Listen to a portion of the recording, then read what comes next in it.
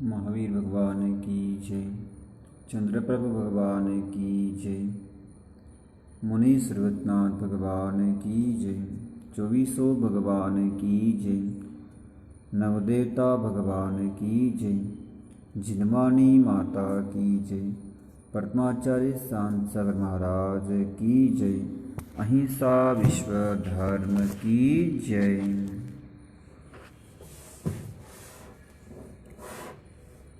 देखिए, आज अपन जैन भूगोल के बारे में थोड़ी जानकारी लेते हैं। अपन मध्यलोक में रहते हैं। मध्यलोक के बीचों बीच जम्बूद्वीप है। अपन इस नक्शे के अनुसार अभी समझते हैं। मध्यलोक के बीचों बीच इस प्रकार से देखिए, ये जो गोल इतना है ये पूरा जम्बूद्वीप है। जम्बूद्वीप जो है इसका जो व्यास है ये पूरब से पश्चिम या दक्षिण से उत्तर तक 1,00,000 महायोजन है। शास्त्रों में बताया है एक योजन यानी 2000 कोस यानी 6000 किलोमीटर का एक महायोजन होता है। तो चारों तरफ से वो पूरब से पश्चिम हो या दक्षिण से उत्तर हो, इसका जो व्यास है वो 1,00,000 योजन है। यानी 6000 गुना अपन 1,00,000 करते हैं तो करीब 60 करोड़ किलोमीटर इतना इसका व्यास है। तो ये तो बहुत बड़ा है। अभी अपन भारत देश, अपन कहाँ रहते हैं इसके बारे में देखते हैं। जम्बूद्वीप के बीचों बीच क्या है, ये जो पूरा आपको पीला कलर का दिख रहा है ये क्या है, विदेश क्षेत्र है। इतना बड़ा करीब 30% ये पूरा विदेश क्षेत्र है। अपन जम्बूद्वीप के इस दक्षिण कोने में जाते हैं तो आप देख पाएंगे अक्षरों के द्वारा सीधा इस कोने में ये क्या है, इतना भरतक क्षेत्र है। भरतक क्षेत्र हिमवंत पर्वत है। हिमवंत पर्वत के दक्षिण में क्या है, इस पद्म तालाब है, उससे गंगा और सिंधु 2 नदियाँ बह रही है। और इस हिमवंत पर्वत के बीच में पूर्व पश्चिम विंध्याचल पर्वत है। इस विंध्याचल पर्वत और 2 नदी के द्वारा इस के 6 खंड हुए हैं। ये जो आपको पास दिखते हैं 1, 2, 3, 4 और 5, ये पाँचों म्लेच्छ खंड हैं। और दक्षिण के तरफ जो बीच का भाग है वो आर्य खंड है। देखिए, आप इस नक्शे में देख सकते हैं, इसमें अक्षर भी दिखे हैं, जैसे Asia, Europe, Australia, America, Bharat आदि इसमें ऐसे छोटे अक्षरों में लिखे हैं। अपन इस छोटे भाग में ही रहते हैं। ये भरतक क्षेत्र का जो विस्तार इतना दिया है जम्बूद्वीप के 526 योजन 6/19 इतना दिया है। जब हम तत्वासत्र जी का अध्ययन करते हैं, जैन धर्म का मूल शास्त्र है मोक्ष शास्त्र, उसके 3 अध्याय में ये जम्बूद्वीप आदि का मध्यलोक का वर्णन आता है। तो यहाँ से यहाँ तक जो जम्बूद्वीप है 1,00,000 योजन में से सिर्फ 526 योजन 6/19 इतना ही जम्बूद्वीप है। आगे के जो पर्वत है फिर क्षेत्र है दूना दूना होते विदेश क्षेत्र तक दूना दूना होते गए। अब अपन जम्बूद्वीप की अन्य जानकारी देखते हैं। जैसे आपको अपन नक्शा जब पढ़ते हैं, यहाँ पे पूरब, ये पश्चिम, ये दक्षिण और ये उत्तर होता है। तो अपन देखते हैं अपने भारत के उत्तर में क्या है, उधर जम्बूद्वीप फैला है, और अपने भारत से उत्तर दिशा की ओर विंध्य क्षेत्र है, वहाँ पे साक्षात तीर्थंकर विराजमान है। देखिए अभी जो जम्बूद्वीप के क्या है, अलग अलग 7 क्षेत्र बने हैं, क्योंकि इसके बीचों बीच अपन देखते हैं पर्वत है। जम्बूद्वीप के देखिए यहाँ पे देखेंगे अपन, अक्षरों में दिखा है, मैं दिखा रहा हूँ। यहाँ पे हिमवान पर्वत है, फिर यहाँ पे महाहिमवान, ये निषद, ये नील, ये रुक्मिन और ये शिखरिन, ऐसे पूरब से लेकर पश्चिम तक पूरे 7 पर्वत लंबे ऐसे फैले हैं। इसके द्वारा जम्बूद्वीप के ऐसे 7 भाग विभाजित हुए हैं। देखिए इसके द्वारा क्या है, अभी बीचों बीच ये 7 क्षेत्रों भी नाम है। यहाँ पे पहला अपन आता है भरतक क्षेत्र, फिर हैमवत, फिर हरि, फिर विदेह, फिर रम्यक, फिर ऐरावत आदि, ऐसे 7 क्षेत्र बने हैं। देखिए जो पर्वत है, पर्वत देखते हैं अपन, हर एक अभी 6 पर्वत बने हैं। 6 पर्वत के ऊपर तालाब है, जल के बड़े बड़े सरोवर बने हैं, उनके भी नाम यहाँ पे दिए हैं। देखिए पद्म, महापद्म, तिगिंच, केसरी, महापुंडरिक और पुंडरिक नामों के ये क्या है, 6 बड़े बड़े तालाब हैं। अभी क्या है, इन तालाबों से नदियाँ बहती है। जैसे अपन देखते हैं, कई अध्ययन करते हैं, जैसे हिमान अपने भारत के हिमालय पर्वत से क्या है, जैसे गंगा नदी का उगम हुआ है। जैसे अपन देखते हैं महाराष्ट्र कर्नाटक में जो महाबलेश्वर है, वहाँ से क्या है, अपने कृष्णा नदी का उगम है। उसी प्रकार ये जो तालाब है, तालाब भी बहुत बड़ा है ऐसे, यानी 1000 योजन लंबा और 500 योजन चौड़ा और करीब 10 योजन गहरा है। इतना बड़ा तालाब है। इस तालाब से देखिए अभी 3 नदियाँ बहती है। इधर क्या है, पूरब की ओर गंगा, यहाँ पे है सिंधु, और उत्तर की भाग से रोहिताश नदी बहती है। 3 नदियाँ वहाँ से बहती है। ऐसे बहती बहती हुई पूर्ण ये आगे जाके बाहर लवण समुद्र को जाके मिलती है। फिर देखते हैं अपन अगले पर्वतों के ऊपर भी 2 नदियाँ बहती है, रोहित और हरिकांता, और अगले पर्वत पर हरित और सीतोदा नदी बहती है। आगे जो केसरी सरोवर है, वहाँ से सीता नदी और कौन सी है, नरकांता नदी।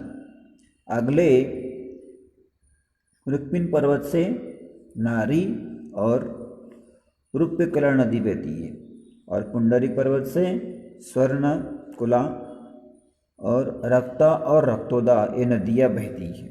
इस प्रकार से जम्बूद्वीप में 14 महानदियाँ बताया है। अभी भरतक क्षेत्र, विंध्य क्षेत्र और ऐरावत क्षेत्र में क्या है, कर्मभूमि है। कर्मभूमि यानी अपन जैसे रोज क्या करते हैं, खेती, नौकरी, व्यापार आदि करते हैं, उसी प्रकार भरत और ऐरावत क्षेत्र और विंध्य क्षेत्र में भी क्या है, अपने जैसे जीवन के लिए खेती, उद्योग, व्यापार आदि ही करते हैं यहाँ पे। और बाकी के जो भाग हैं, जैसे हेमवत, हरि, ये विंध्य क्षेत्र का जो मध्य वाला भाग है, हरा वाला दिखता है, यहाँ पे ये छोड़ के जो अर्धचंद्राकार रहते हैं, देवकुरु और उत्तर कुरु, और आगे वाले जो 2 क्षेत्र है, वहाँ पे क्या है, क्रमशः उत्तम, मध्यम और जघन्य भूमि का वर्णन आता है। भोगभूमि यानी जो बहुत पुण्य करते हैं वो क्या है, मात्र सुख भोगने के लिए वहाँ पे उत्तम उत्तम सुख ही भोगते, वहाँ पे कुछ कष्ट करने की ज़रूरत नहीं है। वहाँ पे 10 प्रकार के तेजांग, मालांग, भाजनांग आदि 10 प्रकार के कल्प वृक्ष के द्वारा असंख्यात आयु तक सुख ही सुख वहाँ पे वो जीव भोगते रहते हैं। देखिए अभी अपन जो बीच का जो पीला भाग दिख रहा है पूरा, ये क्या है, पूरा इतना बड़ा विदेह क्षेत्र है। 2 कोनों में जो अर्धचंद्राकार बने हैं ये देवकुरु उत्तर कुरु उत्तम भोगभूमि है। और आपको जो दिख रहा है देखिए इस साइड में देखिए कच्छा, सुकच्छा, महाकच्छा, कच्छलावती, आवर्तादि, इस भाग में क्या है 8 अपने जैसी पृथ्वियाँ है। 8 ऐसे भाग है, नीचे वाले में 8 भाग है, इधर पश्चिम की ओर 8 भाग और इधर 8 भाग है। इस प्रकार से यहाँ पे क्या है 32 क्षेत्र बने हैं।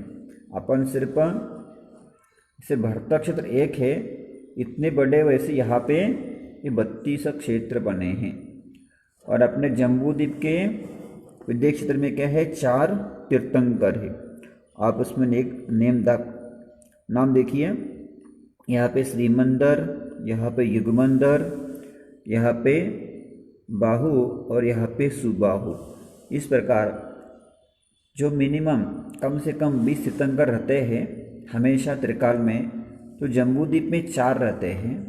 और जम्बूद्वीप के बाहर क्या है 2 लाख योजन वाला जो लवण समुद्र है, उसके बाहर आता है धातकी खंड द्वीप, फिर कालोद समुद्र आता है बड़ा वाला, उसके बाहर क्या है पुष्करार द्वीप, वहाँ पे भी विदेह क्षेत्र। इस प्रकार से अपन 5 भरत क्षेत्र, 5 विदेह क्षेत्र और 5 ऐरावत क्षेत्र, ऐसे 15 कर्म भूमिया ढाई द्वीप में बने हैं। तो क्या है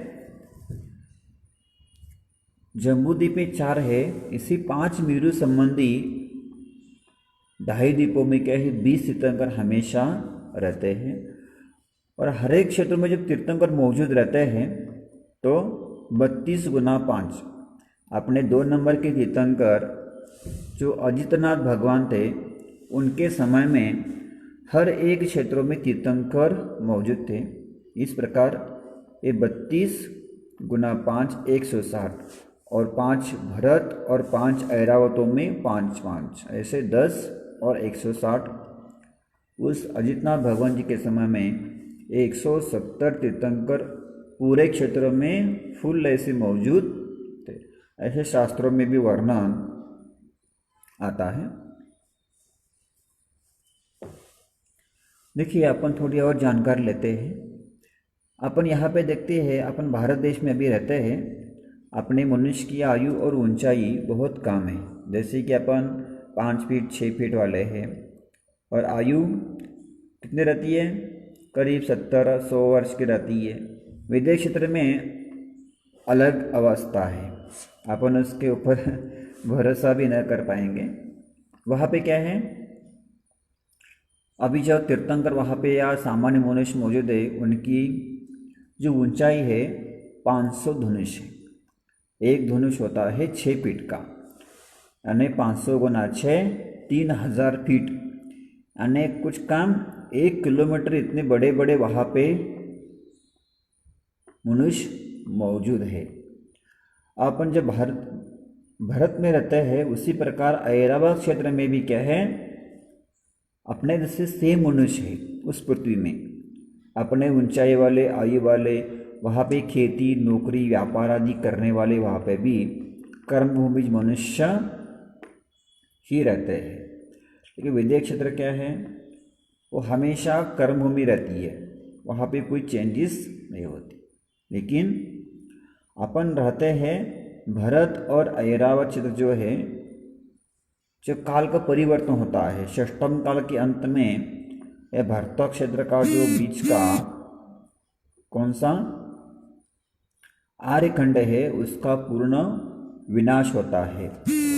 और यहाँ पे क्या होता है, पुनः पृथ्वी की रचना बनने लगती है इस प्रकार से। क्योंकि वैदिक क्षेत्र में हमेशा कर्म भूमि ही रहती है, वहाँ पे हमेशा तीर्थंकर रहते हैं। लेकिन यह भरत और ऐरावत क्षेत्र में क्या है, सिर्फ चतुर्थ काल में ही तीर्थंकर 24 होते हैं और मोक्ष जाते रहते हैं। तो अपन जो भारत की या देश की अपन गंगा सिंधु नदी बोलते हैं, ये तो बहुत छोटी छोटी नदियाँ हैं। जो मुख्य जम्बूद्वीप की महानदियाँ हैं वो तो बहुत बड़ी है, यानी हजारों किलोमीटर इसका पात्र रहता है, बहुत ही बड़ा। देखिए, मैंने एक बार अध्ययन करते हुए आया था, जैसे अपन अभिषेक आरती बोलते हैं, गंगा की धारा पर्वत से गिरती है श्री जी के सिर पे।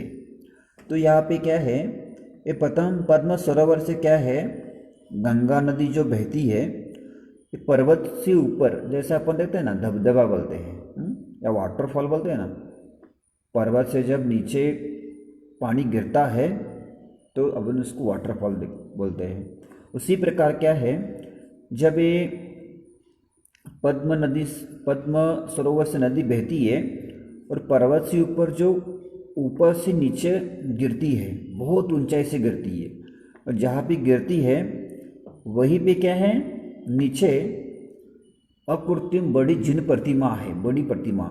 ये पूरी की पूरी नदी इस मूर्ति के ऊपर हमेशा गिरती रहती है, और ये पानी गंधोदक जैसे पवित्र पूजनीय होके आगे बहती बहती लवण समुद्र को जाके मिलती रहती है। इस प्रकार से कहने में तो बहुत कुछ है, अपन तो बहुत थोड़े ज्ञानवान हैं, अपन उसको कुछ बता भी नहीं सकते।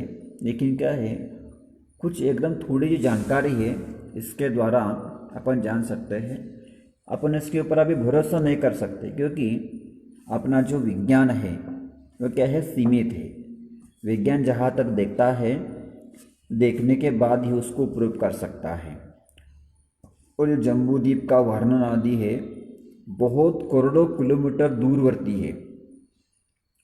जब विज्ञान उसको देख पाएगा अपने टेक्नोलॉजी के द्वारा, तभी उसको ग्रहण कर पाएगा और साबित भी कर सकता है। लेकिन क्या है, जो बड़े बड़े हजारों शास्त्र में, हजारों वर्षों से पूर्व शास्त्र में जो लिखित है, देव शास्त्र गुरु की श्रद्धा करके इसके ऊपर अपन भरोसा करके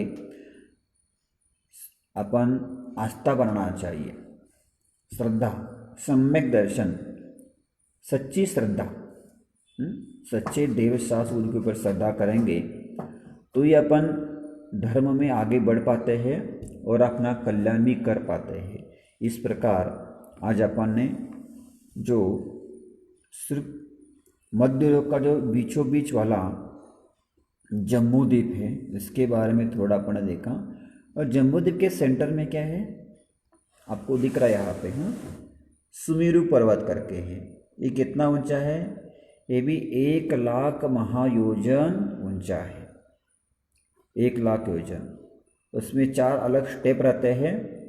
जमीन के साइड में भद्रशाल, नंदन, सोमनस और पांडु 4 वन रहते हैं। जैसे अपने मंदिरों में देखा होगा मेरु पर्वत, चारों दिशाओं में 4 वनों में 4 ऐसे अकृत्रिम चैत्यालय। तो 16 अकृत्रिम चैत्यालय एक मेरु पर्वत के ऊपर होते हैं।